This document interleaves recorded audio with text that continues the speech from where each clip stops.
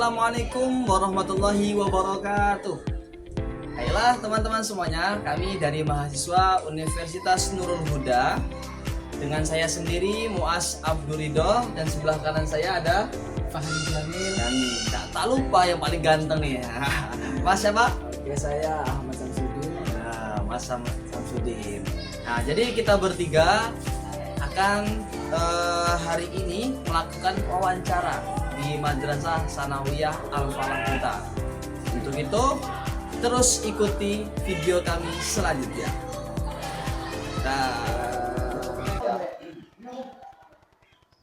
Baiklah teman-teman semuanya, sekarang kita sudah bersama dengan Bapak Samsul Arifin, SPD, selaku guru BK di Madrasah Sanawiyah Al-Falah Kuta.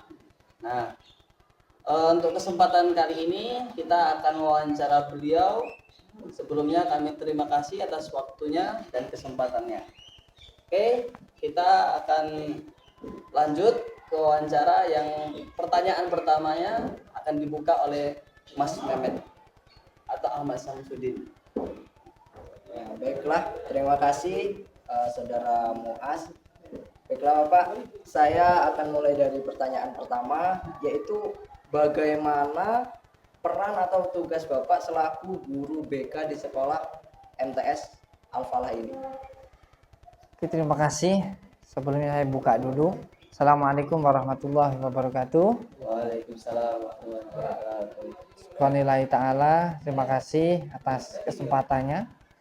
Bagi teman-teman mahasiswa Universitas Nurul Huda semester berapa? Semester 3, Alhamdulillah. Oke, terima kasih pertanyaannya. Jadi perlu kita simpulkan bahwasanya peran guru BK itu banyak. Arti sendirilah apa itu BK itu. Bimbingan konseling bagi anak-anak yang di situ aktifnya berlebihan. Jadi banyak. Jadi peran guru BK itu memberikan memberikan fasilitas untuk anak-anak yang di situ mereka memiliki kebutuhan khusus. Kebutuhan khusus itu apa maksud di sini? Kebutuhan khusus itu anak-anak yang terlalu aktif tadi. Anak-anak yang terlalu aktif, contohnya yang tidak mau sekolah, bolos sekolah, kemudian di situ merokok, kemudian berkelahi. Itu semua anak-anak yang aktifnya berlebihan. Itu anak-anak yang aktifnya terlalu berlebihan. Itu bahasa bagusnya. Jadi untuk menangani, kemudian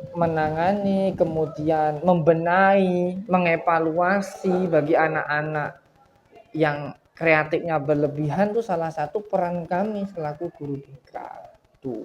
Kemudian kami juga selaku guru BK ini akan selalu memberikan bimbingan sosial bagi anak-anak itu. Selalu memberikan bimbingan sosial bagi anak-anak yang kiranya di situ mereka yang ketinggalan dalam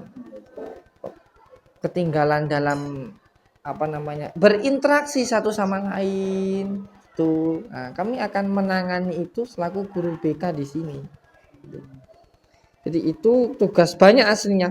Kemudian bimbingan karir, kami akan memberikan suatu layanan untuk anak-anak yang satu kelas 9 untuk menempuh jenjang ke SMA, MA atau SMK atau setelah tamat ini mau kemana.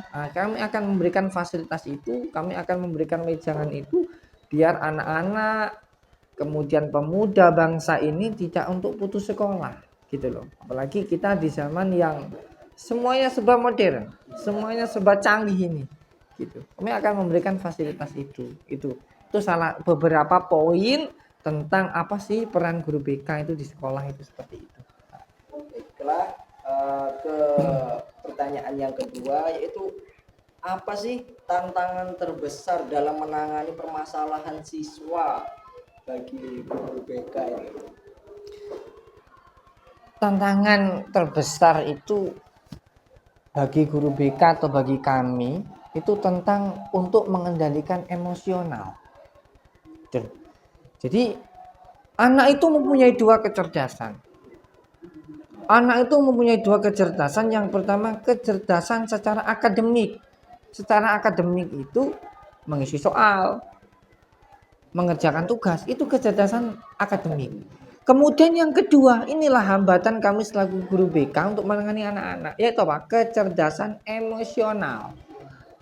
Apalagi anak-anak kelas 9 terutama, ini di masa-masa mereka puber, mereka remaja ini, wah, soal percintaan, pacaran, kemudian berkelahi, wah, saya yang paling hebat itu anak-anak sekarang, gitu loh. Jadi itu tantangan apa? Hal yang paling hambatan kami, menjadi hambatan kami selaku guru BK itu.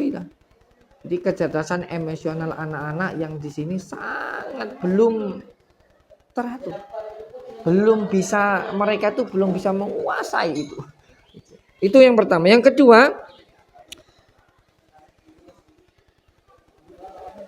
orang tua siswa itu tidak semuanya bisa untuk tidak bisa untuk bisa diajak kerjasama. Tidak semua wali santri, orang tua siswa itu enak diajak kerjasama. Enggak semuanya. Nah itu juga menjadi hambatan kami untuk menangani permasalahan-permasalahan anak yang ada di sekolah. Ada yang orang tuanya enak kita panggil datang, sehingga kita bisa bekerja sama menangani permasalahan yang terdapat pada anak. Ada juga wali yang kami berikan surat panggilan sampai 3 kali tidak datang. Ini kan kami bingung. Kami harus bekerja sama siapa gitu loh. Sedangkan harusnya antara pihak sekolah itu harus ada kerja sama. Itu tantangan kami. Kemudian sumber daya. Jadi sumber daya kami selaku guru BK ini terkadang kewalahan menangani anak-anak yang sangat kreatif ini. Guru-guru kami juga sangat kadang terkewalahan menangani anak-anak yang sangat kreatif yang sering melakukan pelanggaran di sekolah ini. Nah, itu salah satu beberapa poin juga tentang tantangan terbesar kami untuk menangani anak-anak yang selalu melanggar atau melakukan kesalahan yang ada di lingkungan sekolah ataupun di pesantren. Lalu yang selanjutnya Pak, bagaimana kerjasama antara guru BK itu dengan orang tua? Nah, alhamdulillah juga di sekolah kami itu setiap 1 bulan sekali juga ada yang namanya perkumpulan wali santri. Nah, disitulah kami bekerja sama. Selain kami memanggil atau memberikan surat panggilan, kami juga setiap sebulan sekali namanya Minggu Pahing. Kami akan wali semuanya datang. Nah, kami berkolaborasi kepada pesantren untuk bekerja sama menangani anak-anak yang bermasalah. Nah, disitulah kesempatan kami kadang menyelipkan waktu untuk memanggil orang tua. Kami akan berikan semuanya apa sih pelanggaran anak. Kami akan sodorkan ini catatan anak ibu bapak yang melakukan pelanggaran. Jadi orang tua tahu. Jadi peran sekolah, peran pesantren dan peran orang tua itu satu. Untuk apa? Untuk menjadikan siswa atau anak itu lebih baik lagi ke depannya. Jadi kami bekerja sama.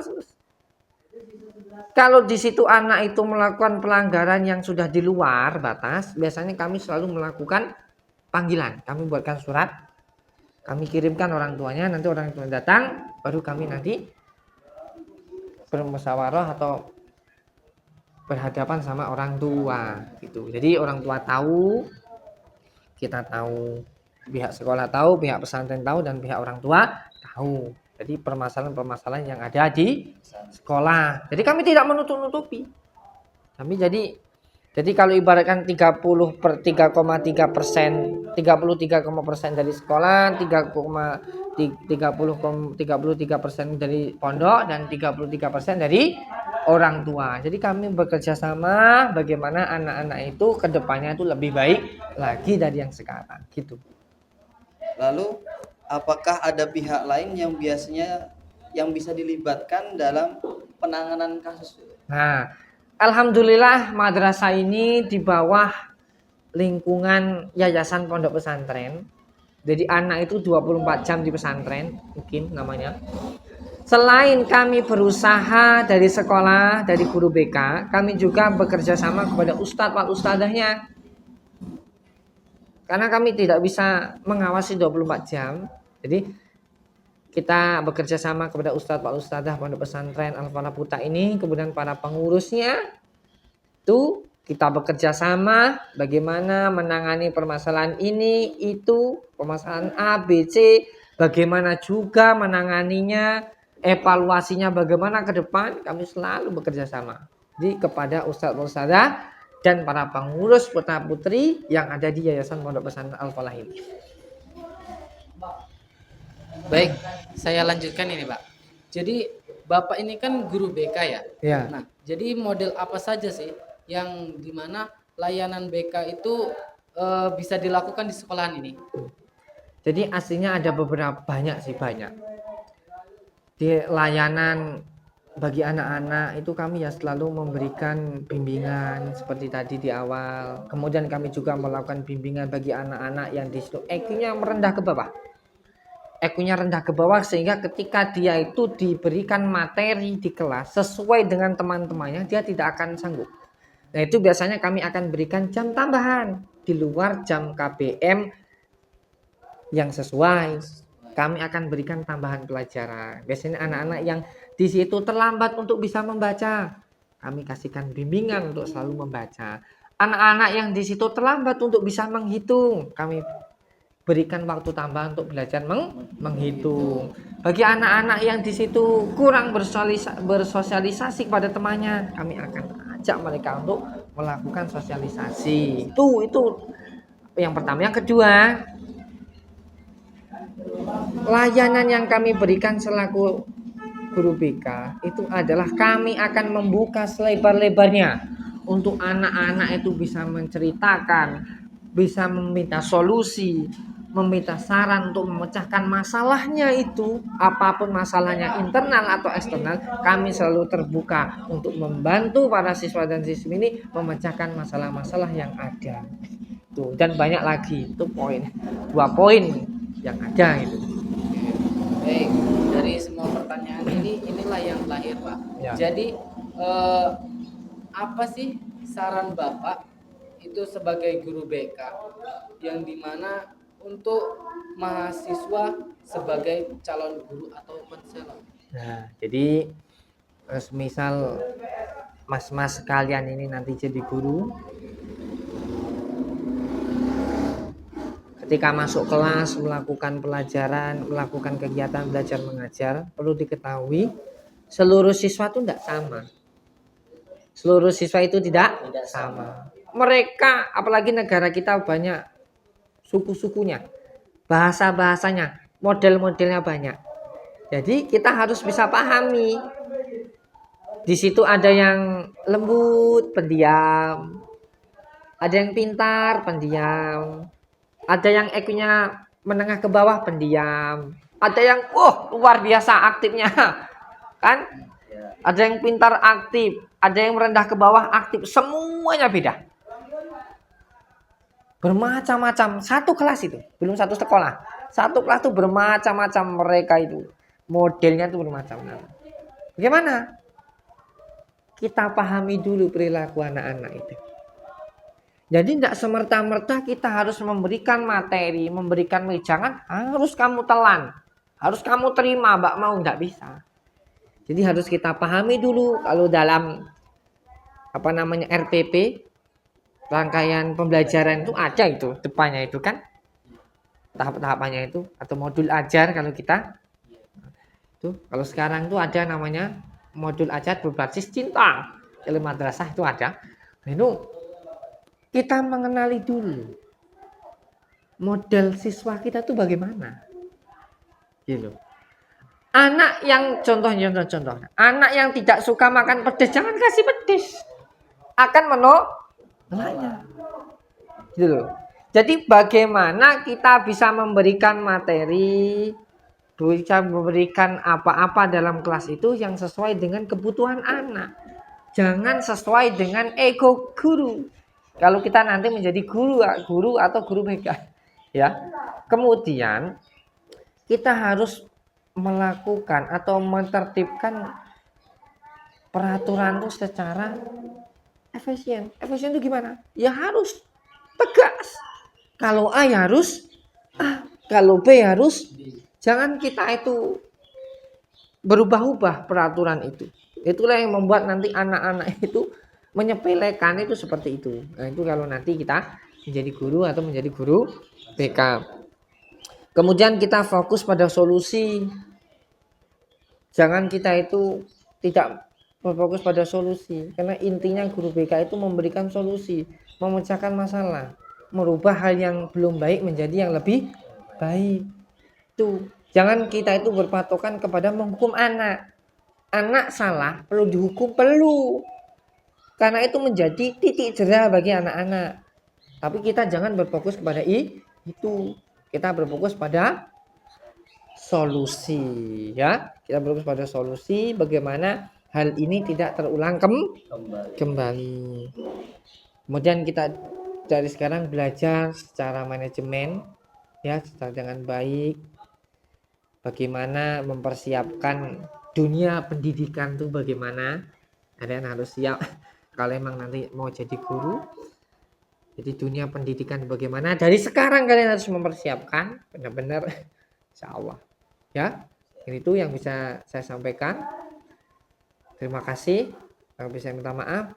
Wassalamualaikum warahmatullahi wabarakatuh. Waalaikumsalam warahmatullahi wabarakatuh.